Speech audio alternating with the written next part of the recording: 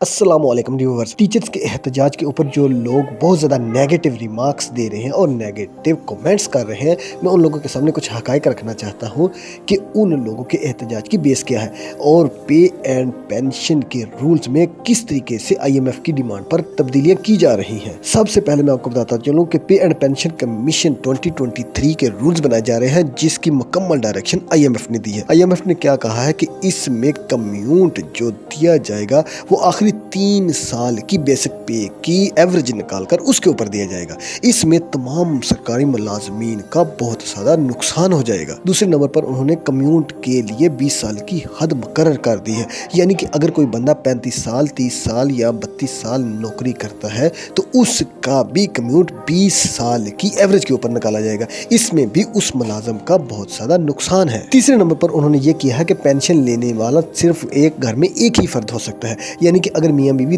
دونوں ریٹائر ہوئے ہیں، سرکاری ملازمت کی ہے، 25-30 سال گورنمنٹ کے لیے سرو کیے ہیں، اپنی پوری زندگی قربان کی ہے، تو اب ریٹائرمنٹ کے بعد ان دونوں میں سے صرف ایک بندہ ہی پینشن لینے کا حقدار ہے، جبکہ دوسرا بندہ پینشن نہیں لے سکتا۔ اس میں وہ ڈیسائیڈ کریں گے کہ کس کو پینشن دینی ہے اور کس کی بند کرنی ہے۔ چوتھے نمبر پر انہوں نے یہ ڈیسائیڈ کیا ہے کہ پینشن لینے والا جو وفات پا جاتا ہے تو اس کی پینشن اس کی بیوی یا اس کے بعد اس کی بیوہ بیٹی کے نام ٹرانسفر ہو جاتی تھی، لیکن اس کے لیے انہوں نے 10 سال کی لمٹ مقرر کر دی ہے۔ 10 سال کے بعد وہ پینشن ختم، نہ اس کی بیوی نہ اس کی بیٹی کسی کو بھی نہیں ملے گی۔ یہ بھی ایک بہت زیادتی ہے۔ اگر اس کے پیچھے اس کی بیوی ہے تو اس کا حق بنتا ہے کہ اس کو وہ پینشن دی جائے، لیکن اس کو بھی ختم کیا جا رہا ہے۔ اس کے علاوہ پینشن میں اضافہ بھی تنخواہوں میں اضافے کی بنیاد پر یا اس کے پیرالل نہیں کیا جائے گا، بلکہ مہنگائی کو سامنے رکھ کر اس میں فیصلہ کیا جائے گا کہ کتنا اضافہ کرنا ہے۔ اس کا مطلب یہ ہوا کہ جب ان کا دل کرے گا تو پینشن میں اضافہ کریں گے،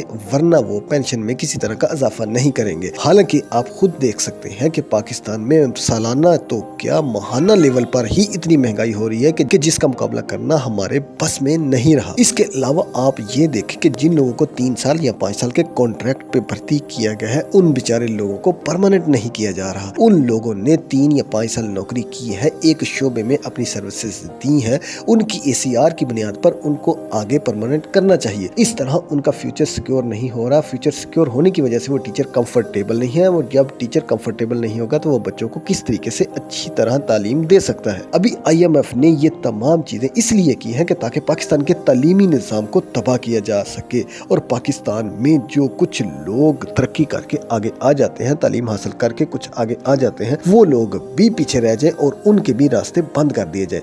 آپ خود سوچیں کہ یہ ٹیچرز کس لیے احتجاج کر رہے ہیں۔